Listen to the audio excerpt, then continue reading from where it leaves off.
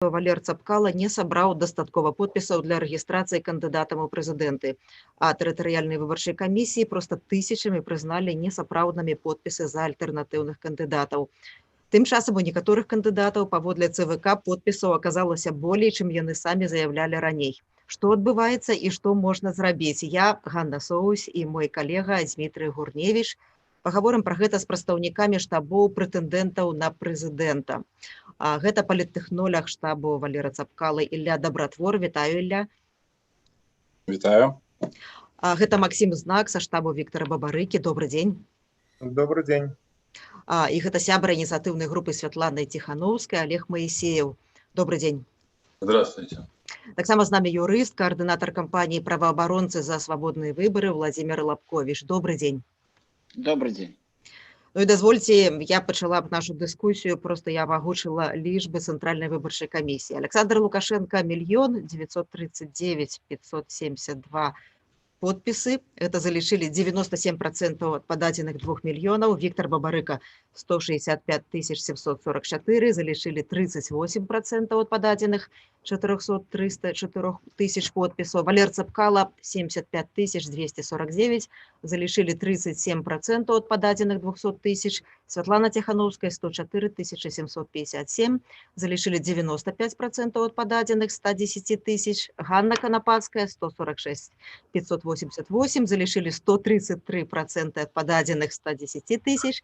І Сергей Чэрачыць 143 109, залічылі 135 ад пададзеных 106 тысяч. І Андрей Дмітрієў 106 841, ён заяўляў, што падаў ад 105 до 107 тысяч. Вот я першае пытанне хочу задаць Іллю Дабратвору, калі ласка, Ілля.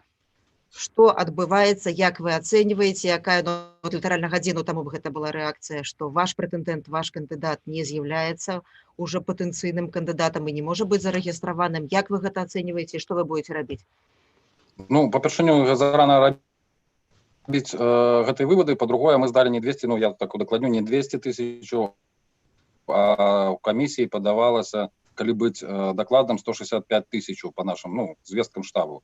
Мы будем рабіць, на жаль, мы не можем абскарживать решения этих комиссий низовых по прыманню, непрыманню наших подписаў, якія пройшли. Ну, это, ну, мы лічым гэта, что мы кандидатов, в принципе, лишили права абскарживания самого. Але мы будем чакаць не регистрация офиційнай и як бы тады абскарживать, уже пачынаць процесс абскарживания до низового ўзроўня. Но по тым дадзенам, які як бы вот зараз вы агучвалі, відавочна, што на низовом ўзроўні камісіі некі бардак творится, бо кандидаты, якія здавалі менш, атрымалі больш подпісаў. У нас такое, мы плануем направить лист в ЦВК, каб яны разобраліся на каком-то ўзроўні, ці не наши подпісы залічылі іншым кандидатам. Бо то, что творится на низе, по-іншаму нельга назвать. Потом подстав для регистрации до того, каб не прымаць наши подписи, не было. И это як бы відавочна, ну, тому что нигде эти подставы, на якіх яны не приняли наши подписи, они не агучили. А они не приняли наши подписи просто тому, что было такое указание сверху, потому что яны так вырашили. Вот, никаких законных подстав для этого не было агучено нигде, акрамя Парысава, где яны чамусьці замаўлялі гэту экспертызу некую. Ілля, скажыце, калі ласка, якая была першая рэакцыя спадара Валера? Што ён вам сказаў, сябрам каманды? Ну, пакуль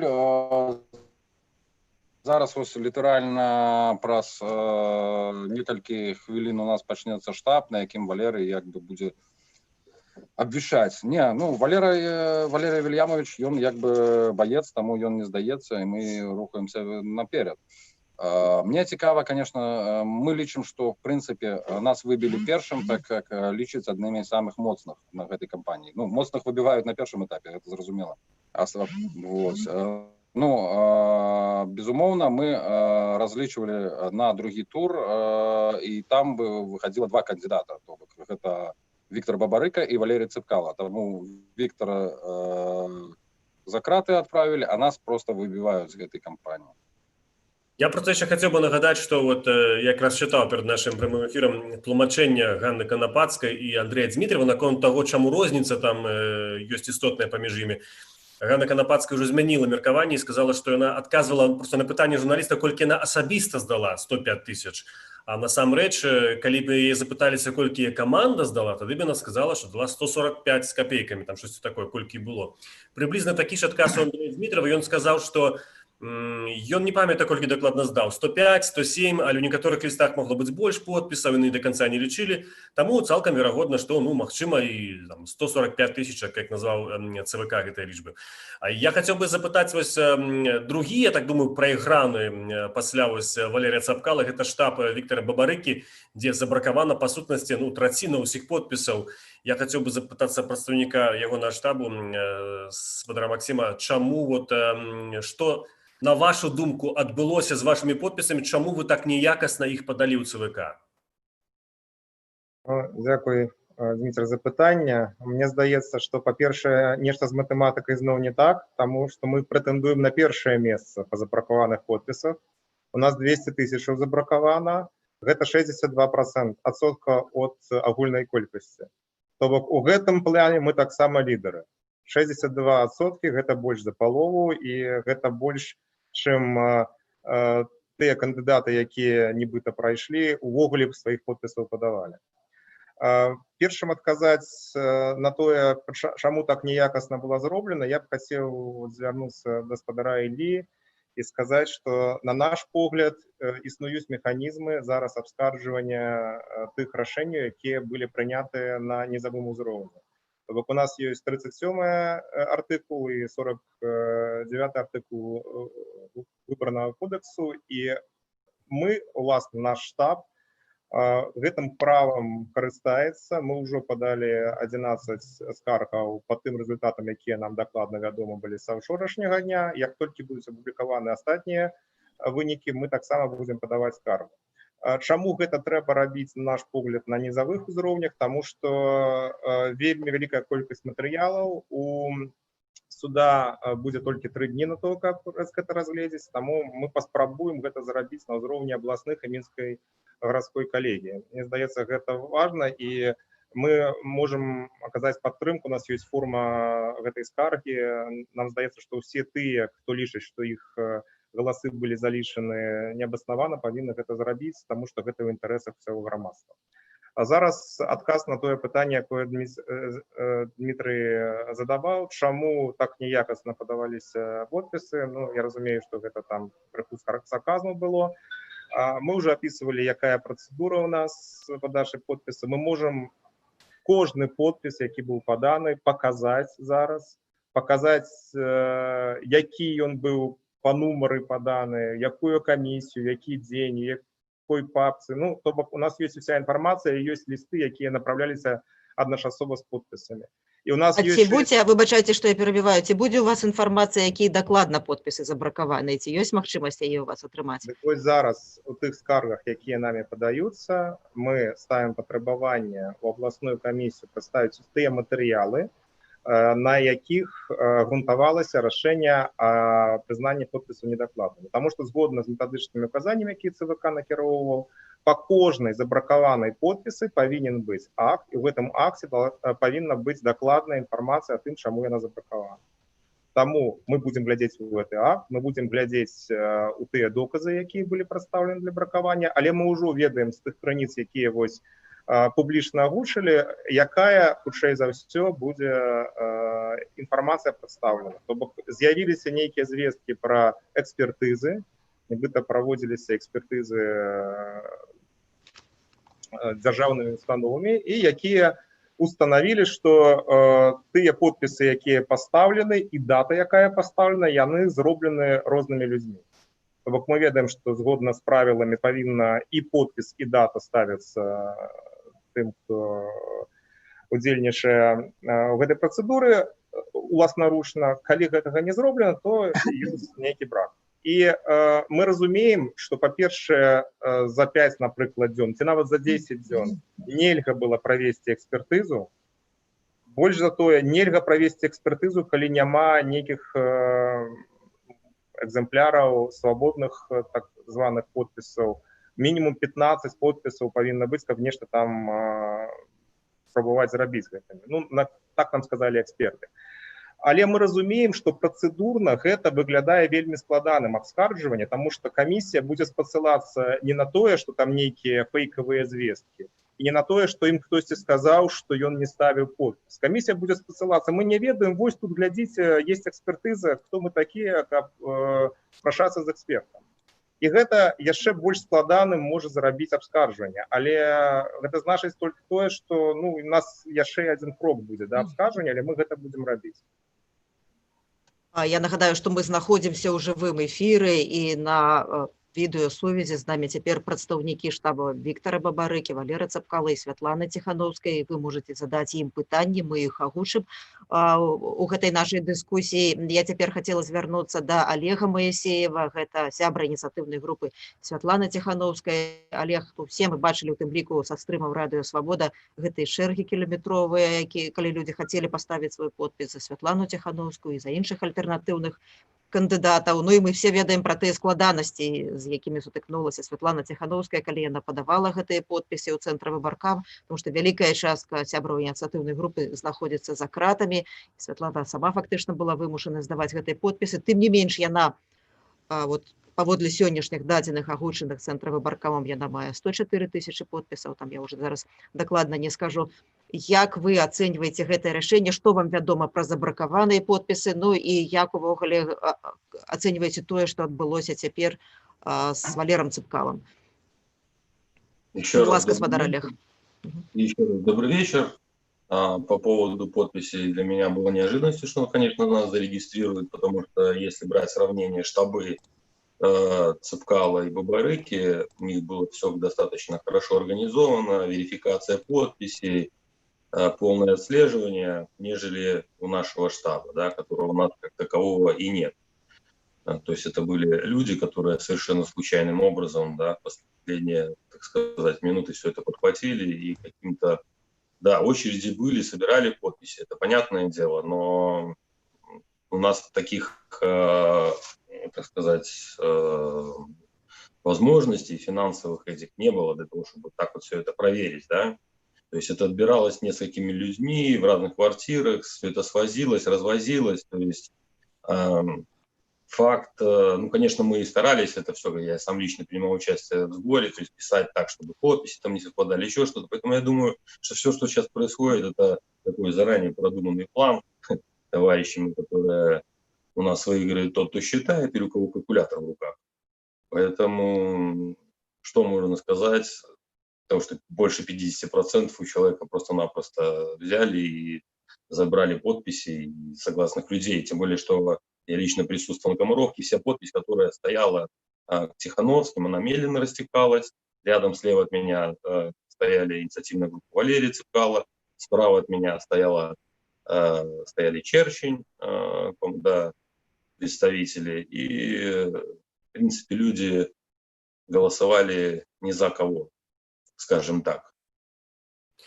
Я хотел бы задать питание Владе Лобковичу, юристу. Влад, скажите, ласка, а як выглядае сама процедура гэтай проверки? Трохи Максим про гэта згадаў, але сапраўды цяжка уявіць, як можна было за некалькі дзён забракаваць некалькі сотняў тысяч подпісаў. Все ж таки гэта можа рэальна, магчыма, просто Максим займае пэўны бок, паколькі ён у штабе аднаго з кандыдатаў. І я таксама дадам такое маленькае пытанне. Ці не маглі б патлумачыць нашай аўдыторыі, чаму, напрыклад, праз тое, што некалькі несапраўдных подпісаў, пэўная колькасць можна ануляваць все. Што гэта за норма такая? Дякую вялікі за пытанне. Я тады, можа, пачну з таго пытання, якое спадар Зміцер задаў. І в першую чаргу хочу адзначыць, што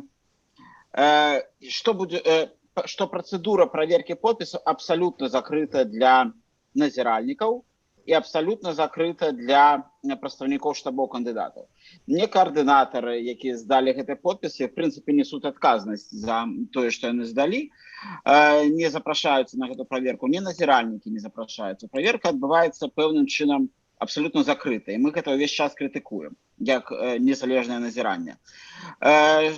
У першую чаргу трэба адзначыць, што хутчэй за ўсё будзе казаць камісія з практыкі, і калі яны адмаўлялі раней.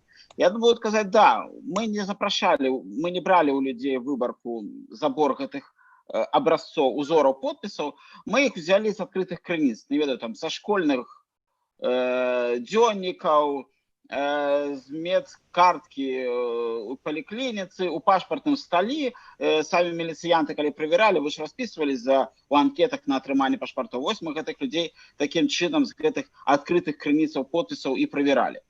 Як адбываецца працэдура фармальна па закону, яна вельмі маніпулятыўная, і яна дазваляе фактычна зрабіць подпісам все, што на ўзгодна. Фармальна робіцца так, бярэцца не менш, робіцца не першы забор подпісаў для праверкі. Кладуцца все подпісы, з іх адбіраецца 20%, не менш 20%. Камісія спачатку вырашае, колькі забіраць. Яны вырашаюць, давайте у всех заберем по 25 для праверкі. Давайте. Забираем 25% з тэчкі кандыдата А, правяраем. Калі в гэтай тэчкі 15% подпісаў становяцца несапраўднымі, тады берем наступны забор, які складае 15%, правяраем гэтых 15%, і калі яны несапраўдныя, і калі в этих 15% апынуцца 15% несапраўдных, 15% от тых 15, то мы тогда спыняем всю проверку, и все подписи, все 100% подписов в дадзеном районе признаем несоправданными. Фактично достаточно иметь 5,25, мы это подлечили, для того, как все подписи признались несоправданными з агульного массива подписов. Что можно сделать, чтобы это спростить?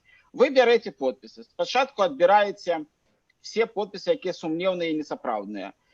І іх толькі робіце вось гэтымі 20 і 15%. І чым больш подпісаў здано, тым больш у вас магчымасцяў, маніпулюючы гэта як карткамі, адабраць толькі тыя подпісы, якія вас выклікаюць сумнеў, і потым зарэзаць все астатнія подпісы. Мы сапраўды лічым гэту працэдуру вельмі маніпулятыўнай, і тут не толькі ж, скажем, правы кандыдатаў парушаны. Тут же і правы гэтых выбаршчыкаў парушаны. Вось гэтых 200 тысячаў, якія падставілі подпіс за Бабарыку, тых больш 100 тысяч подпісаў, якія былі пастаўлены за Валерыя Цэпкала, іх правы таксама в першую чаргу вельмі парушаны. Таму гэта працэдура, яна робіць всіх нас закладнікамі той камісіі, якія ёсць, і тыя рашэнні, якія яны выконваюць. І адзін такі вельмі важны момант, што мы бачылі падчас гэтай праверкі подпісаў, там, дзе нам удавалось взять інфармацыю аб тым, як адбывалась праверка гэтых подпісаў, бачна аб тым, што перадузятасць камісіяў, таму што такая тотальная праверка з выкарыстаннем спецыялістаў в прынцыпе ажыццяўлялась толькі для кандыдатаў, якія здалі вялікую колькасць подпісаў, якія з'яўлялись альтэрнатыўнымі лідарамі гэтай кампаніі, а тыя кандыдаты, якія зараз прайшлі, якіх пазіцыю якіх Дмітрий Гурневич агучваў, як яны тлумачылі з'яўленне ў іх большай колькасці подпісаў, іх даволі лагодна правяралі, і гэта бачна аб тым, как вельмі было важна выбарчым камісіям зрабіць так, каб яны не выкацілі, бо іх была маленькая колькасць подпісаў, не выкацілі з гэтых 100 тысячаў зарэгістраваных, неабходных для прахаджэння подпісу. Таму я лічу, што гэта трэба абскарджваць, і працэдура абскарджання ўжо тут раней апісвалась, яна малаверагодная в плане установления там истины и справедливости, але, в принципе, она довольно важная для збирания такой юридичной фактуры. Дзякуй вялікі. Я хацела б зараз агучыць каментары, якія вельмі актыўна паступаюць да нашай дыскусіі. Галіна Васильева кажа, няма слова, утрымайцеся. Вот Наташа Іванушкева, трэба працягваць змагацца. Без сораму і сумлення прыбіраюць канкурэнтаў Коля Приліш, і пасля гэтага пра якія выбары можна казаць. Ну, таксама людзі раюць рабіць запросы ў камісію, задаюць пытанні, ці варта ў такой сітуацыі ўвогуле прыходзіць на выбары. Ну, гэта хутчэй пытанне да выбарнікаў, а таксама задаюць пытання прадстаўніку, вот вам якраз, Ілля, прадстаўніку штабу Валерыя Цэпкала, ці магчыма аб'яднацца, ці можна разам аб'яднацца з іншымі кандыдатамі, ці такая магчымасць, такі сцэнар, ці такі варыянт абгаворваўся у выпадку нерэгістрацыі, што ў камандзе Валерыя Цэпкала пра гэта гаворыць? Ну, я хочу сказаць, што гэта відавочна для любога. Ну, я разумею тактыку ўлады, да? Яны по аднаму хотят, то есть зараз убрали Валерія, фактычна убрали, далей яны Віктора уберуць, я меркую, што яго таксама не зарэгіструюць по надуманым нейкім абставінам. Далей, магчыма, Ціхановскую таксама ці яны прапусцяць. Але улады робяць памылку вялікую, бо яны не бачаць, ну, яны, калі яны бачылі працэс збора подпісаў, яны павінны былі адразу все зразумець, бо падпісываліся в асноўным не за кандыдата, а падпісываліся супраць аднаго. І яны фактычна зараз збіраюць штабы в адзіны штаб пратэсту.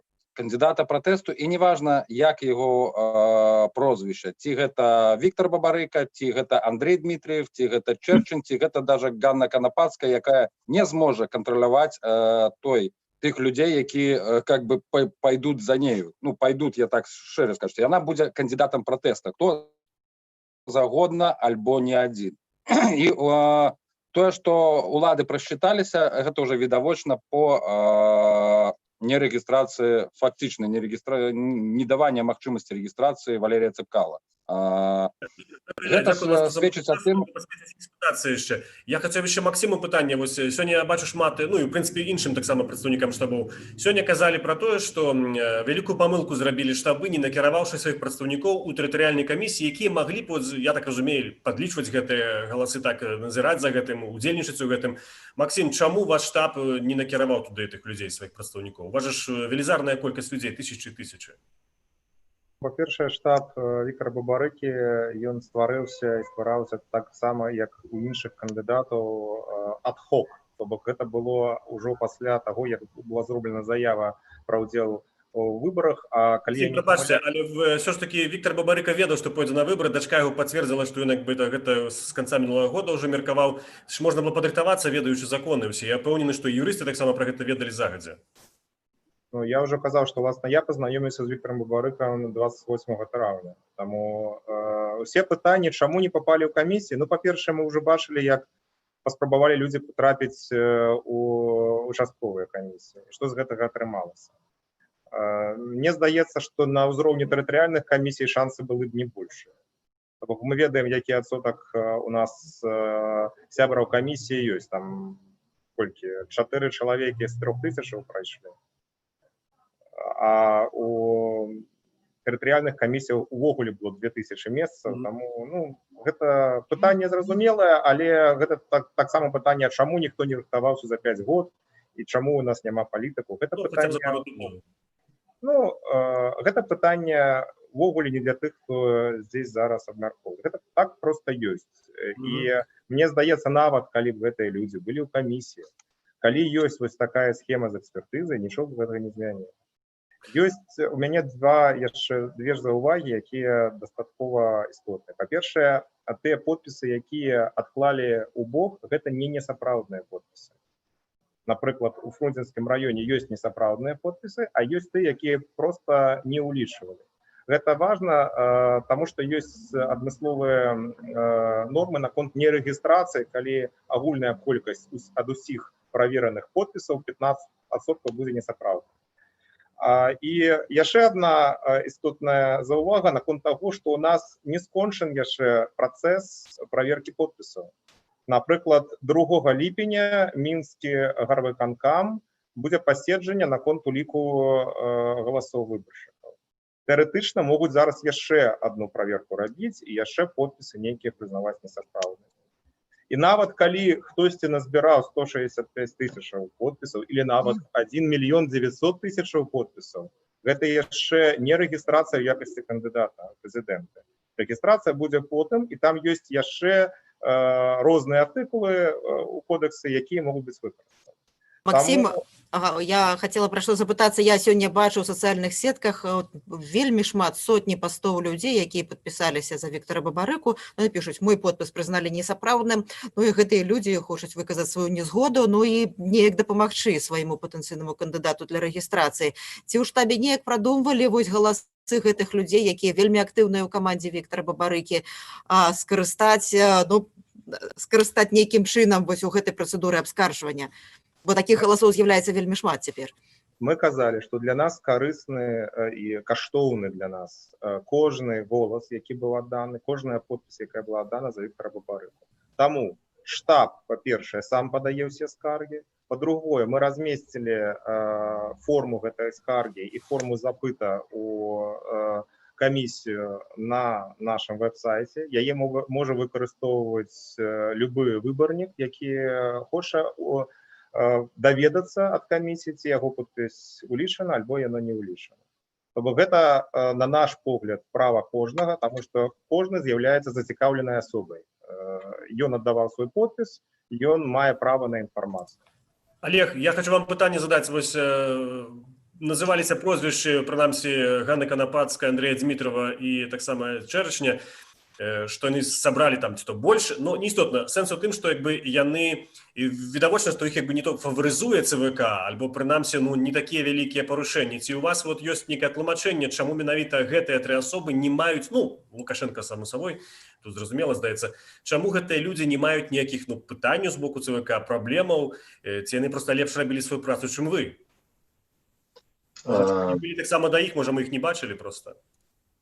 Я думаю, это те же самые люди, у которого 2 миллиона подписей собрано, поэтому у них все было сделано красиво и аккуратно. Могу сказать, что точно так же я развозил подписи по избирательным комиссиям, сдавал их. Знаете, я там не встречал этих фамилий, про которые мы сейчас говорим, да, по районам, потому что, насколько вы понимаете, у нас большинство координаторов было арестовано, которые могли подавать подпись. У нас их осталось 9 человек при сдаче подписи и сама Светлана, да, то есть и вот большинство подписей я с Ольгой там развозил и по районам смотрел, говорю, а где же вот эта подпись, вернее, где же эта сдача за вот этих людей? Наверное, говорит, привезут в последний момент, понимаете? Поэтому до последнего момента они все очень четко верифицировали, все хорошо сделали и успешно сдали. Только такое объяснение. Ілля, як вы думаеце, ёсць некая прычына іншая, чаму гэтых людзей, Валерыя Цапкалу не прапусцілі, а іх прапусцілі? Я меркую, то, што казаў, то бок, я меркую, што яны не з'яўляюцца канкурэнтамі, таму іх і прапусцілі. Потым, гэта моя не першая перадвыбарчая кампанія, я хочу адказаць на ваше предыдущее пытанне. Менавіта я вылучался Минскую областную выборчую комиссию безрезультативно, и на працяг апошніх вы ж ведаеце сістэму. Сколько бы вы не вылучали, все равно проходят те люди, якія прызначаны в эту комиссию. То бок, по сбору подписаў, безумоўна, гэта слабое место гэтай кампании. Бо мы, да прыкладу, мы собрали каля 230 тысяч подписаў, и амаль 70 тысяч мы отбраковали, собственно, то есть мы не подавали 70 тысяч подписаў. І, напэўна, вот эта лічба 75 тысяч, якія нам залічылі, гэта такі жарт, ад ЦВК. Вось. Таму, верагодна, было прынята іх рашэнне аб іх рэгістрацыі, і, можа быць, каб умацніць тады нашымі подпісямі, подкрепілі гэтых слабых кандидатаў. Владь, скажите, я как раз бачу лічбы, мне наш редактор даслаў, колькі там забракавалі процентамі за каго.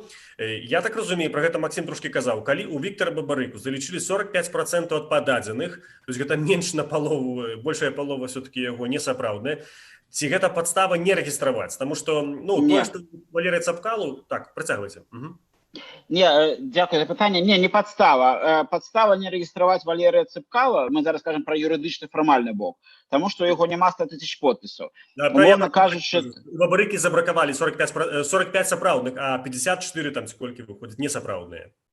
Но это не имеет значения, потому что берется 15% от выборки, то бок не от всей массы подписов, а только от ее выборки. И коли выборки там в 35%, наприклад, які яны выбрали для проверки в две хвали, знайшли 15% несоправных, тогда он не региструется. Формально у кандидата может быть несоправных и 99% подписей. Умовно кажучи, кандидат собрал 2 миллиона подписей.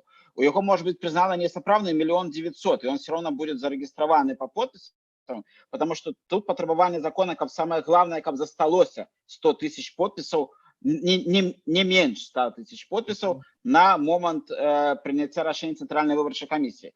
Але тут, як уже казаў той же Максим, это яшчэ не значыць, што мы маем зараз спіс кандыдатаў, таму што мы яшчэ не прайшлі працэдуру рэгістрацыі па іншых таких маркерах. Напрыклад, там дэкларацыя аб доходах і маёмасці. І тут трэба разумець, што гэта дэкларацыя даволі складаная, таму што она падаецца не толькі ад самого кандыдата, але ад тых сябраў сям'і, з кім ён жыве.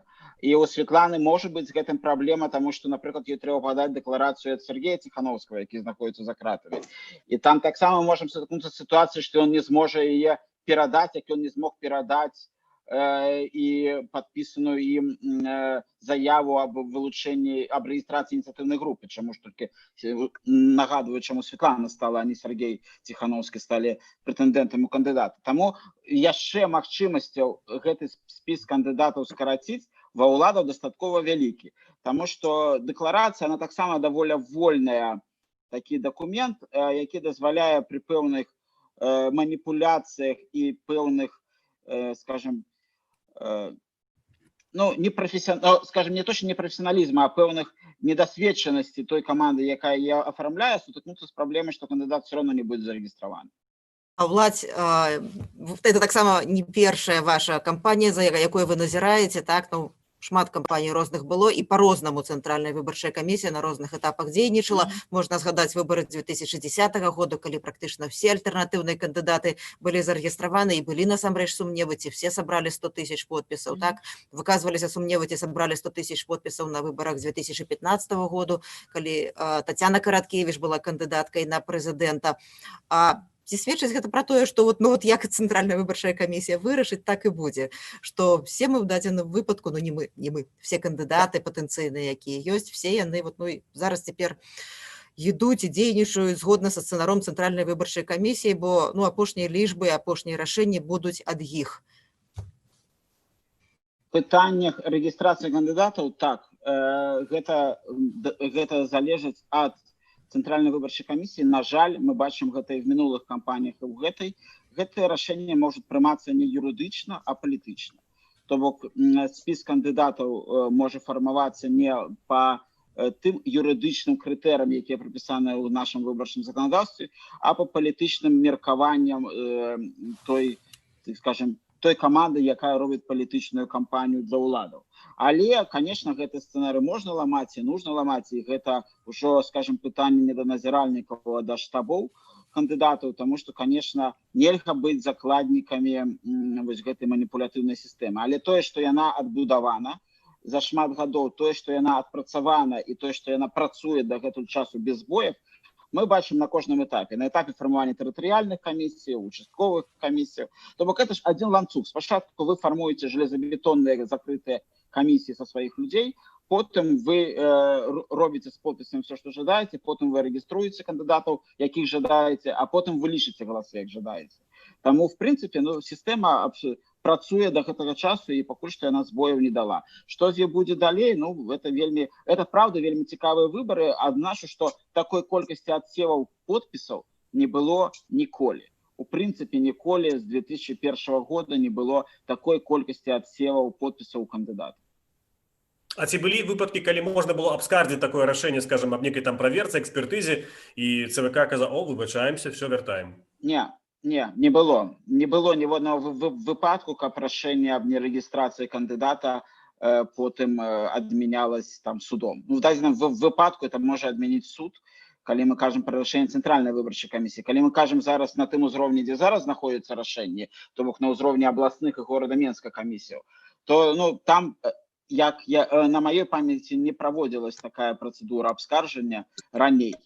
Але яна фармальна можа быць. Наколькі яна эфектыўная, я в гэтым сумняюся, думаю, што яна не прывядзе да павелічэння колькасці подпісаў. Ёсць у Валерыя Цапкалы рэальны шанец даказаць, што яго подпісы сапраўдныя і вярнуцца ў горад? Я, конечно, не гадалка, я не ведаю, і што, скажем так, я на жаль, трэба адзначыць, і наша кампанія это ўжо заявляла, то што выбары, які адбываюцца зараз, яны ўжо не адпавядаюць міжнародным стандартам, і прававых інструментарыяў, і прававыя інструментарыі, все, якія былі, якія закладзены ў наше заканадаўства, яны ўжо все парушаны.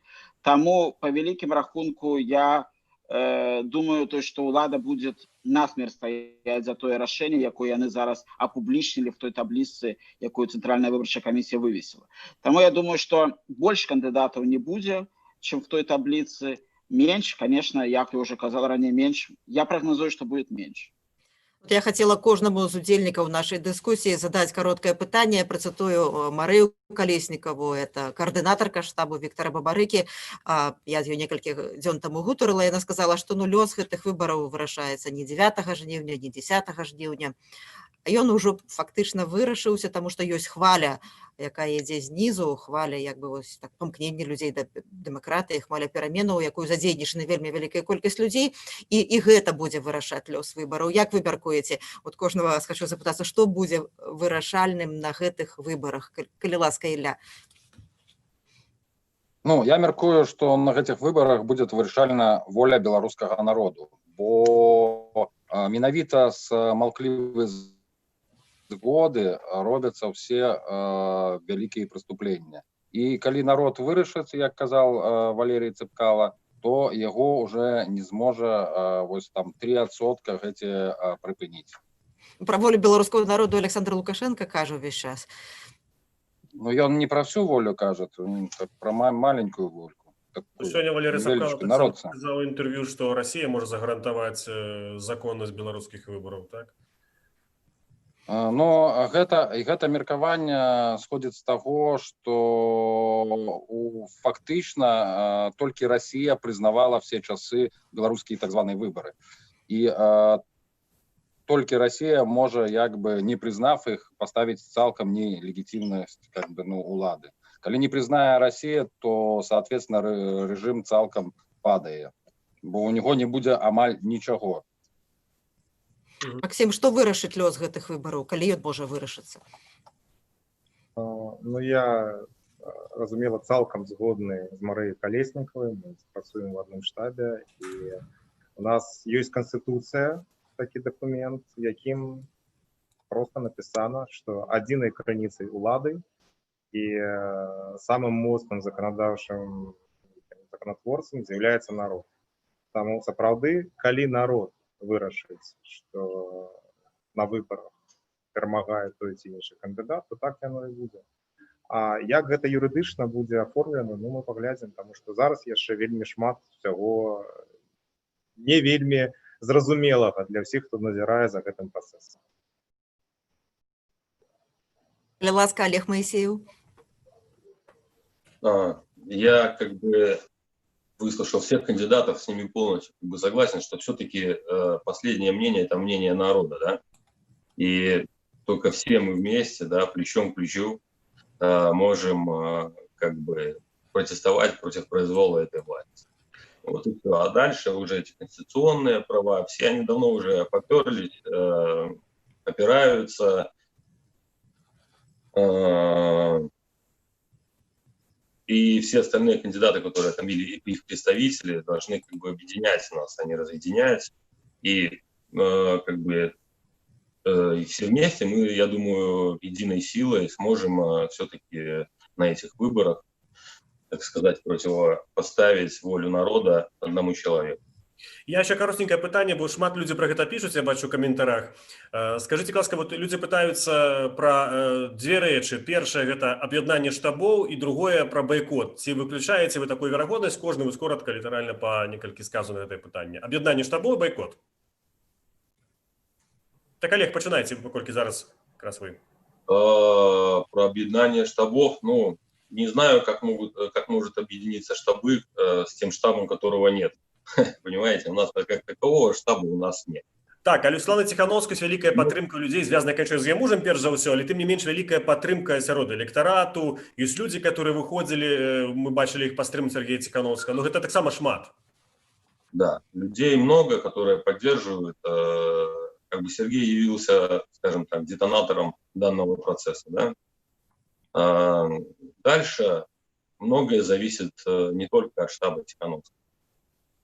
Как говорила Светлана, она как бы не против этого объединения. Был бы Сергей, он бы принял бы это решение, да? То есть я, допустим, это моя субъективная точка зрения, как одного из членов, я бы объединял. Ну, а как видят себя другие, это уже их дело, скажем так. Максим? Ну, наконт аб'яднання Віктор Бабарыка некалькі разоў казаў, што ён адкрыты для аб'яднання з усімі тымі сіламі, якія прытрымліваюцца тых жа каштоўнасцяў і тых жа прынцыпаў будоўлі. Так, это мы ведаем. Але, Максим, скажите, ці ёсць увогуле магчымасць праз адвакатаў, каб Віктор Бабарыка перадаў вам з СІЗА, напрыклад, хлопцы, аб'ядноўвайцеся, я даю згоду. Ці такія рэчы увогуле як бы тэхнічна можна перадаць? Такія рэчы ўвогуле тэхнічна, на мой погляд, немагчымы праз адвакатаў, таму што калі на гэта не дасць згоду следчы, які кіруе гэтым працэсам. То есть это немагчыма. Не, ну, але ж нейкі план быў или нейкі план Б, С былі. Як бы Віктор Бабарыка ўвесь час сказаў пра тое, што ён прадумваў, што можа быць у кампаніі. Давайте я пракаментую. Я зараз не магу зрабіць нейкіх аб'яваў, што штаб з кімсьці аб'яднаецца. Па-першае, таму што гэта калектыўнае рашэнне, а па-другое, таму што давайте мы зараз знаходзімся ў сітуацыі, калі не пачалася прэзідэнцкая кампанія. Яшчэ невядома, хто будзе зарэгістраваны, хто не будзе зарэгістраваны, хто будзе кандыдатам, хто не будзе кандыдатам. Мы тут вырашаем нешта, а мы ўсе не будзем кандыдатамі. То бок аб'яднацца можна, вось з вами, Дмітрый, таксама можна аб'яднацца. Давайте дачакаемся 14 ліпеня, гэта апошні тэрмін, калі будзе аб'яўлена пра рэгістрацыю. Пасля гэтага можна ўжо будзе вырашаць, што рабіць, што не рабіць. Зараз, на мой погляд, кожны кандыдат, хто вылучаецца, можа рабіць тое, каб абараняць подпісы сваіх выбарнікаў і імкнуцца да рэгістрацыі ў якасці кандыдата ў прэзідэнты. Гэта адзінае, што можна зараз рабіць. А наконт байкоту таксама мы зараз абмяркоўваем нейкага коня ў вакууме. То бок у нас одна сітуацыя, калі, напрыклад, рэгіструюць Валерыя Цэпкала, Віктора Бабарыку, Светлану Тихановскую, усіх кандыдатаў, і у нас адзіны там малюнак кампаніі атрымліваецца. Іншая сітуацыя, калі, напрыклад, нікога няма, толькі вось адзін дзейны прэзідэнт будзе ў кампаніі. Гэта таксама імаверна. І, магчыма, у гэтым разе не трэба рабіць байкот. Давайте паглядзім, што атрымаецца на гэтым палітычным небасхіле Беларусі. Ілля, коротенько так. Байкот, уже 100 гадоў гэта абмусолівалася. Байкот трэба рыхтаваць, і байкот гэта не ляжанне на канапе, як некія там прапануюць. Я про такі байкот і кажу, который не ляжанне на канапе. Гэта серьезная организационная рэч, і зараз уже в принципе поздно гэтым займацца байкотам. Самага пачатку кампаніі. Выбораў больш за месяц, яшчэ можна за 50 дзён што заўгодна зрабіць пры цяперашніх сродках камунікацыі, тэлеграмах, інтэрнетах. Нас уже пэўна паглядзела некалькі дзесяткаў тысяч чалавек. Ёсць 10-20% людзей, якія ўсё роўна прыйдуць на выбары. І гэта даннасці, гэта трэба гэта ўлічваць. Каб з імі папрацаваць, гэта з імі трэба працаваць амаль паўгады, як на выбары працуецца. Што тычыцца аб'яднання штабов, я лічу, што гэта натуральны працэс. І калі ўлада будзе не рэгістраваць кандыдата, то гэта ўжо будзе натуральна, які не сам кандыдат не зможа в прынцыпе кантраляваць, і яго штаб будзе перецікаць у штаб наступнага. То есть не рэгіструе кандыдатаў, улада умацняет наступного кандидата и создает себе еще большую проблему, чем она мае зараз.